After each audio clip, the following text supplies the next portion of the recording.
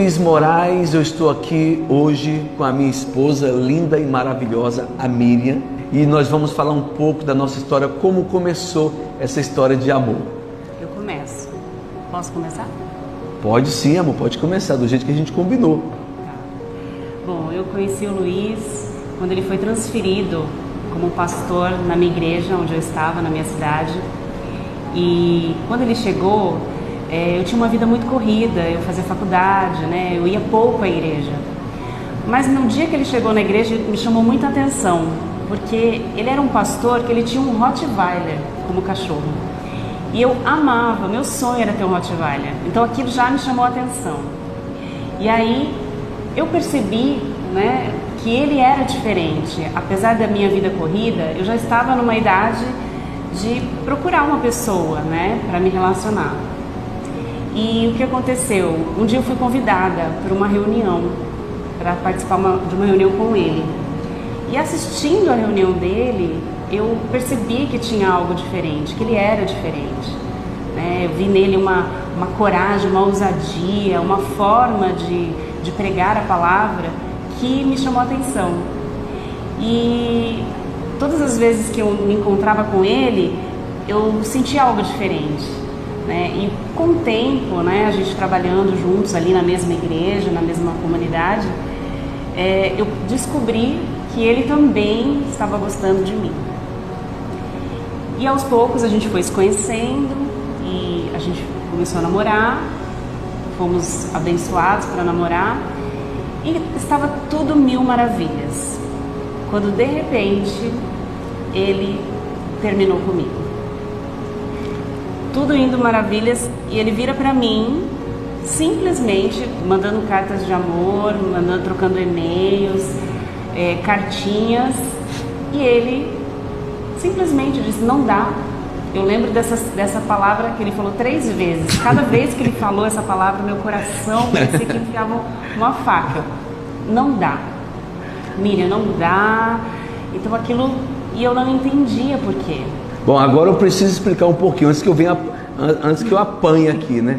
Bom, quando um pastor decide se casar, decide namorar, esse é um passo muito importante na vida dele. Isso depois da salvação, o casamento é a coisa mais importante, porque se você casar errado, acabou o seu ministério.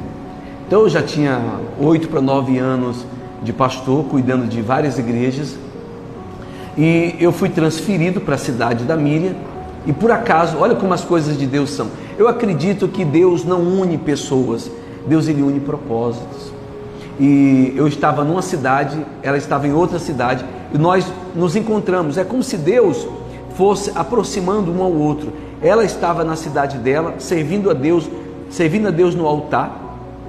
Eu estava em outra cidade, servindo a Deus, e os dois se encontraram no altar. É assim que Deus faz. Deus faz você se encontrar com a pessoa certa. Quando você é a pessoa que Deus quer, então você se encontra com a pessoa que você precisa. Foi quando eu encontrei a Miriam. Primeira vez que eu vi a Miriam, ela andando, ajudando as pessoas pelo meio. Ela já tinha um cargo de responsabilidade na igreja, e eu vi ela andando no salão, e eu falei assim: olha que obreirinha estranha, olha o jeito que ela anda. Nunca falei isso para você, né? Olha o jeito que ela anda. Aí eu passei a observar. Quando eu olhei para ela, aquele olharzinho oriental, né, japonesa, eu falei assim: obreira japonesa, meu Deus. Eu comecei a conversar e eu puxei, levantei mais as informações sobre ela. E então ela já fazendo faculdade, terminando a faculdade de Direito, trabalhava muito, trabalhava na prefeitura, e a vida dela era muito corrida. Então ela não tinha muito tempo na igreja. Às vezes, quando ela chegava, já tinha começado o culto, então eu estava ali, não dava para falar com ela. E um dia eu chamei ela para trabalhar, me ajudar numa reunião especial. Foi quando eu comecei a perceber o zelo que ela tinha, o amor que ela tinha, o carinho que ela tinha com as pessoas, a dedicação que ela tinha com as coisas de Deus. Eu falei assim: é ela. Começamos a namorar, fomos abençoados, como ela disse, houve a autorização, e então, passado alguns meses, eu falei assim: eu vou fazer um teste com ela, eu vou provar ela. Não é o teste que você está imaginando, não. O teste que eu fiz com ela foi diferente. Eu chamei ela e falei assim: olha, a partir de hoje nosso namoro está encerrado. Você é de Deus, eu sou de Deus, você segue o seu caminho e eu sigo o meu caminho. E ela falou uma palavra que eu não esqueço. Ela disse assim: foi um erro do coração? Quase chorando. Eu falei assim: foi.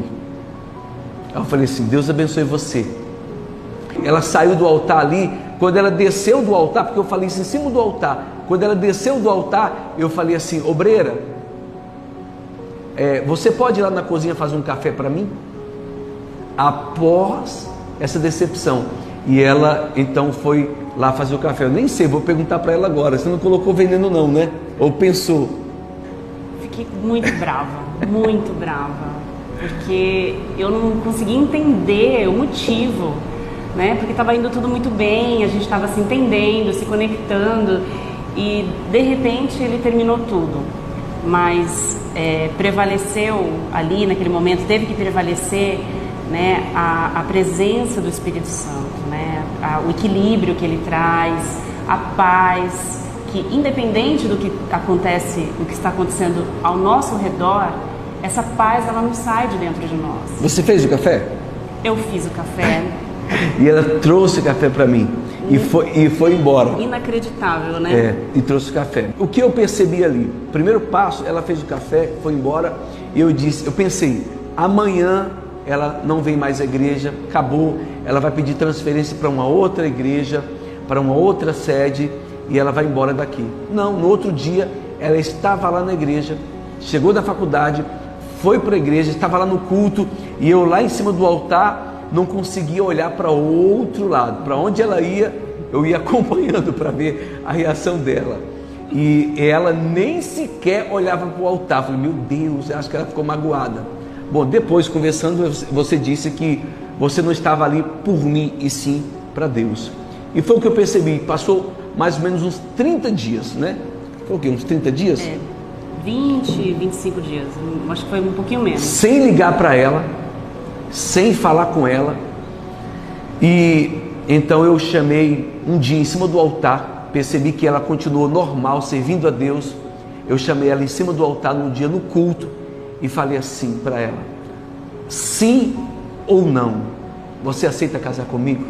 E ela respondeu sim, né? Sim, e não me lembro como que eu desci do altar. Estava bem emocionada porque ele estava, apesar dele ter terminado comigo, ele estava observando a minha reação, né? Como que eu estaria. E eu sei que dentro de mim eu dizia assim: não é um relacionamento que vai fazer com que eu pare a minha vida, não. Eu acho que Deus, o Espírito Santo, ele é muito mais precioso do que uma vida amorosa. Ele é mais importante. Então eu escolhi, decidi dentro de mim, mesmo com meu coração sangrando, mas seguir em frente com Deus, com esperança de que algo ia mudar. E só um detalhe: eu chamei ela no altar e expliquei: olha, eu fiz um teste, uma prova com você. Eu queria saber se realmente você estava interessada em seguir a Deus ou achar um namorado, conhecer alguém. E essa decepção que ela passou, esse momento, provou que realmente ela estava ali por Deus. E eu, dentro do meu coração, falei assim: é ela. Por que eu fiz esse teste? Nos dias atuais você percebe que existem muitas pessoas que estão sempre procurando uma segurança, e às vezes uma segurança financeira, às vezes é por causa da aparência e não pela pessoa, pelo que ela é. E nós temos que ter muito cuidado ao escolher uma pessoa para viver ao nosso lado. Você tem que escolher a pessoa que está ao seu lado com você, e não está ao seu lado pela sua posição, pelo que você tem, pela sua imagem, e sim pela pessoa que você é.